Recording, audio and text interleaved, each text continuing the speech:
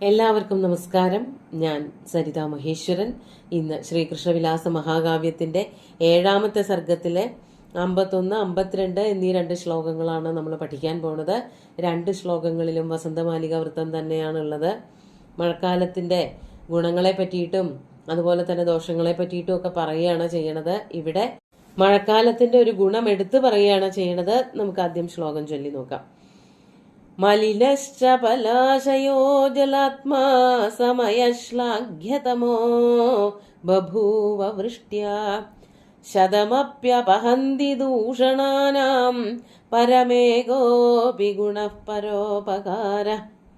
ആദ്യം പദച്ഛേദം പറയാം.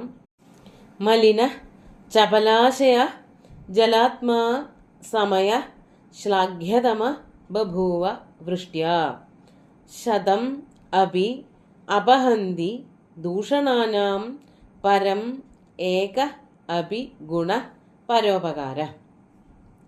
ഇവിടെ ശ്ലോകത്തില് മലിനശ്ചപലാശയോ ജലാത്മാ എന്നുള്ളത് ഒരു മഴക്കാലത്തിനെ പറ്റി പറയണതുമാണ്. ഒരു ജളനായിട്ടുള്ള ഒരു മണ്ടനായിട്ടുള്ള ഒരാളെ കൂടി വർണ്ണിക്കുന്ന രീതിയിലാണ് പറയണത്. ഇവിടെ സമാസോക്തിയൊക്കെ വേണമെങ്കിൽ പറയാം, ശ്ലേഷം പറയാം. ഇവിടെ സംസ്കൃതത്തില് ഒരു പദച്ഛേദം എഴുതിയത് ഒരു തെറ്റ് വന്നിട്ടുണ്ട്. മലിനശ്ച പലാശയോ എന്നാണ് വന്നിരിക്കുന്നത്. അങ്ങനെയല്ല വേണ്ടത്, കൂട്ടി എഴുതുകയാണ് വേണ്ടത്. മലിനശ്ച പലാശയ എന്ന് തന്നെ എഴുതണം. മലയാളത്തില് തെറ്റുകൂടാതെ എഴുതിയിട്ടുണ്ട്. ഈ മഴക്കാലം എന്ന് പറയുന്ന സമയം ഉണ്ടല്ലോ, ആ സമയം എങ്ങനെയൊക്കെയാണ്? മലിന ചപലാശയ ജലാത്മാ. ജലാത്മാ സമയ, ജലം ജലാപൂർണമായിട്ടുള്ള സമയം എന്ന് പറഞ്ഞാൽ വർഷക്കാലം. ആ വർഷകാലത്തിന് 2 ദോഷങ്ങളെ പറ്റിയിട്ടാണ് പറയണത്. മലിനവുമാണ് ചപലാശയവുമാണ്. മലിനം എന്ന് പറയുന്നത് കൊണ്ട് ചെളി നിറഞ്ഞത് എന്നൊക്കെ ഒരു അർത്ഥമുണ്ട്. അതൊരു അല്ലെങ്കിൽ മേലാസകലം ചെളി പുരണ്ട ഒരു ജളനായിട്ടുള്ള ഒരാളെ പറ്റി പറയുമ്പോൾ മലിന എന്നുള്ള വാക്ക് ഉപയോഗിച്ചാൽ മാലിന്യം, മേലൊക്കെ ഉള്ളവൻ എന്നർത്ഥം. ഇവിടെ മഴക്കാലത്തിന് എന്തിനാണ് മലിനം എന്ന് പറയണത് എന്നാണെങ്കിൽ, ഇവിടെ പ്രകാശം ഒട്ടും തന്നെ വരാത്ത ഇരുട്ടുള്ളതായ അങ്ങനെയുള്ള സമയത്തിനെയും മലിനം എന്ന് പറയാറുണ്ട്. അപ്പോൾ ഒട്ടും വെളിച്ചമില്ലാത്തതും മലിനമായിട്ടുള്ളതും ചപലാശയ.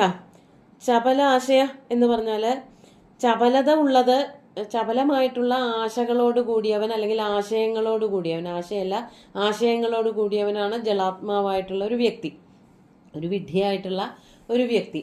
ഇവിടെ വർഷകാലത്തിനെ വർണ്ണിക്കുമ്പോൾ ചപലാശയ എന്ന് പറഞ്ഞാല്, ചപലം എന്ന് പറഞ്ഞാൽ ഇവിടെ ചപല എന്നുള്ളത് കൊണ്ട് ഇടിമിന്നല് ഈ ദിക്കുകളിലൊക്കെ വ്യാപിക്കുന്നതായ അങ്ങനെയുള്ളതായ വർഷഋതു.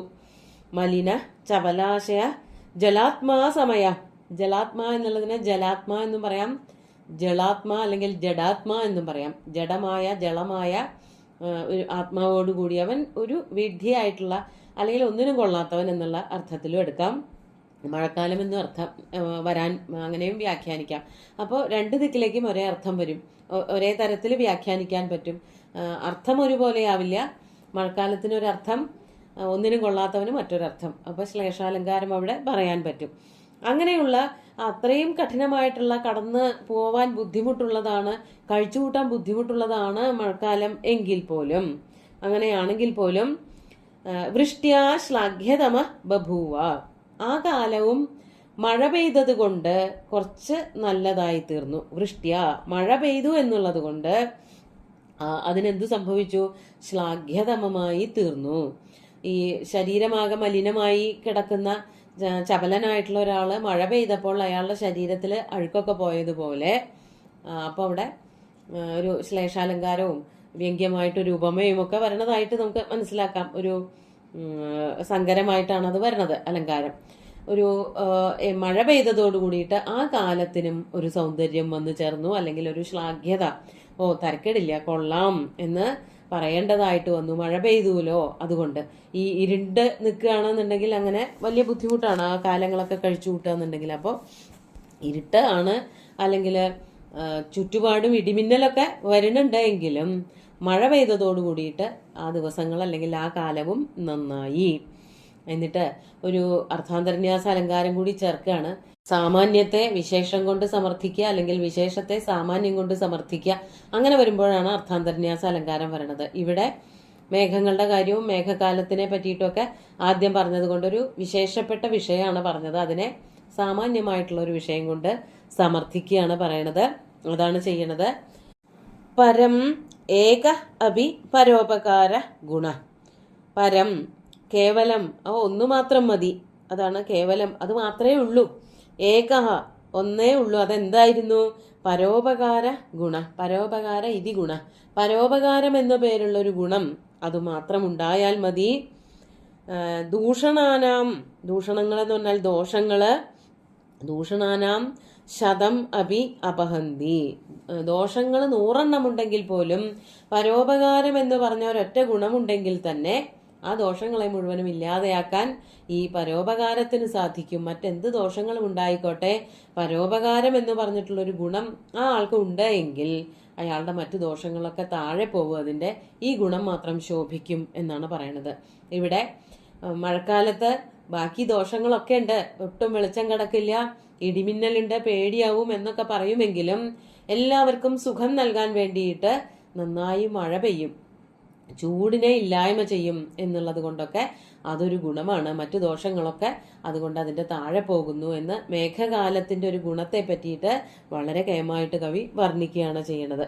നമുക്ക് അടുത്തൊരു ശ്ലോകം കൂടി നോക്കാം. 52ാമത്തെ ശ്ലോകം നോക്കൂ. ആ ശ്ലോകത്തിൽ ഇത്രയും ശ്ലോകങ്ങളെ കൊണ്ട് വർഷ ഋതുവിനെ വർണ്ണിച്ചിട്ട് അതിനുശേഷം എങ്ങനെയാണ് ശ്രീകൃഷ്ണനും ഗോപസ്ത്രീകളും ആ കാലം കഴിച്ചുകൂട്ടിയത് എന്ന് പറയാണ്. സ്തനിതക്ഷതമാനവൈശസാഭി കഠിനാലിംഗന പീഡിതസ്തനീഭി അനയത് ഘനകാലമംഗനാഭി സഹ ഗോവർദ്ധനകന്ദരാസു ശൗരി. ആദ്യം പദച്ഛേദം പറയാം. സ്തനിതക്ഷതമാനവൈശസാഭി കഠിനാലിംഗന പീഡിതസ്തനീഭി അനയത് ഘനകാലം അംഗനാഭി സഹ ഗോവർദ്ധനകന്ദരാസു ശൗരി. ശൗരി ഗോവർദ്ധനകന്ദരാസു ഘനകാലം അനയത്. ഇതാണ് മുഖ്യവാചകം. ശൗരി, ശൗരി എന്ന് പറഞ്ഞാൽ ശൂരകുലത്തിൽ പിറന്നവൻ ശ്രീകൃഷ്ണൻ. ഗോവർദ്ധനകന്ദരാസു, ഗോവർദ്ധനത്തിന്റെ ഗുഹാ പ്രദേശങ്ങളിൽ, ഗോവർദ്ധന പർവ്വതത്തിൽ ധാരാളം ഗുഹകളുണ്ട്. ആ ഒരു ഗുഹയിൽ കയറി ഇരുന്നിട്ടാണല്ലോ ഇന്ദ്രൻ പെയ്തതായിട്ടുള്ള മഴയെ ഇവർ മുഴുവനും തടുത്തു നിർത്തിയത്. ഗോവർദ്ധന പർവ്വതം പൊക്കി പിടിച്ചുകൊണ്ട് അതിൻ്റെ ഉള്ളിലേക്ക് എല്ലാവരെയും കയറ്റി നിർത്തി ശ്രീകൃഷ്ണൻ അങ്ങനെയാണ് സംരക്ഷിച്ചത്. അങ്ങനെയുള്ള ഗുഹകളിലൊന്നിൽ ഒന്നിൽ എന്നല്ല, അങ്ങനെയുള്ള ഗുഹകളിലൊക്കെ തന്നെ ഗോവർദ്ധനകന്ദരാസു ഘനകാലം, ഘനകാലം മഴക്കാലം, മഴക്കാലത്തെ കഴിച്ചുകൂട്ടി.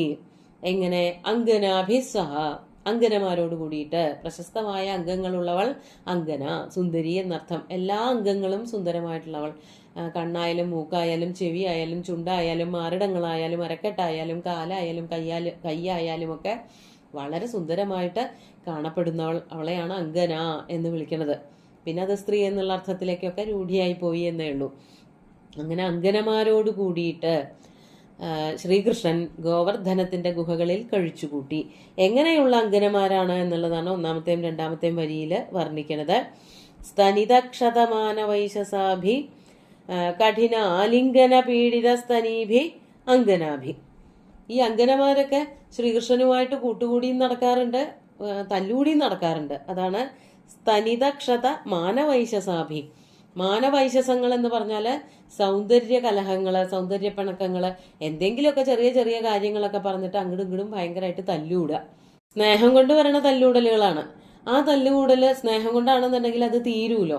എങ്ങനെ അത് തീരണതെന്ന് പറയാണ് കവി. സ്തനിതക്ഷതം, സ്തനിതം കൊണ്ട്, ഇടിമിന്നല് കൊണ്ട് ഇല്ലാതെ ആയിപ്പോയ തല്ലുകൂടലുകൾ. അപ്രതീക്ഷിതമായ സമയത്ത് ഇടിമിന്നലും ഇടിവെട്ടും ഒക്കെ കേൾക്കുമ്പോൾ സ്വാഭാവികമായിട്ട് പെൺകുട്ടികള് അവരുടെ ഭർത്താക്കന്മാരുടെ മേല് ചുറ്റി വരികയോ അത്രേ, പേടി മാറാൻ വേണ്ടിയിട്ട്, ആ ഞെട്ടല് പോകാൻ വേണ്ടിയിട്ട്. അങ്ങനെ ഗോപസ്ത്രീകൾ ആരെങ്കിലുമൊക്കെ തല്ലുകൂടിയിട്ടുണ്ടെന്നുണ്ടെങ്കിൽ മഴക്കാലത്ത് ഇടിമിന്നൽ ഉണ്ടാകുമ്പോഴേക്കും, ഇടിവെട്ടൽ ഉണ്ടാകുമ്പോഴേക്കും അവരൊക്കെ തന്നെ ഓടി വന്ന് ശ്രീകൃഷ്ണനെ കെട്ടിപ്പുണരുന്നു. അവരുടെ ആ സൗന്ദര്യ പിണക്കങ്ങളൊക്കെ അപ്പം തന്നെ മാറുകയും ചെയ്യുന്നു. അത് സ്നേഹം കൊണ്ടുണ്ടാകുന്ന പ്രണയ കലഹങ്ങളാണ്.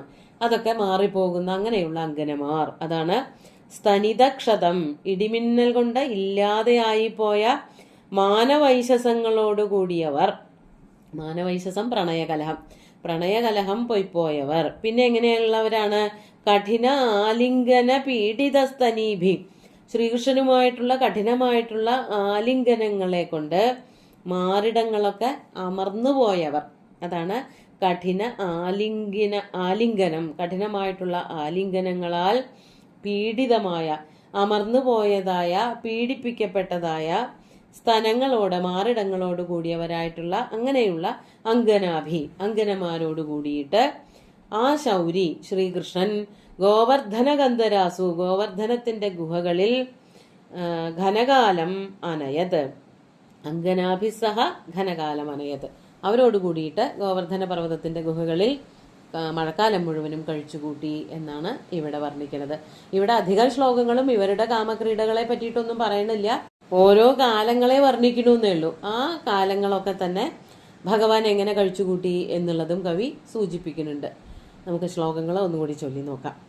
മലിനശ്ച പലാശയോ ജലാത്മാ സമയശ്ലാഘ്യതമോ ബഭൂവ വൃഷ്ട്യാ ശതമപ്യപഹന്തി ദൂഷണാനാം പരമേകോപി ഗുണഃ പരോപകാര സ്തനിതക്ഷതമാനവൈശസാഭി കഠിനാലിംഗന പീഡിതസ്തനീഭി അനയദ്ഘനകാലമംഗനാഭിः സഹ ഗോവർദ്ധന ഗന്ധരാസു ശൗരി.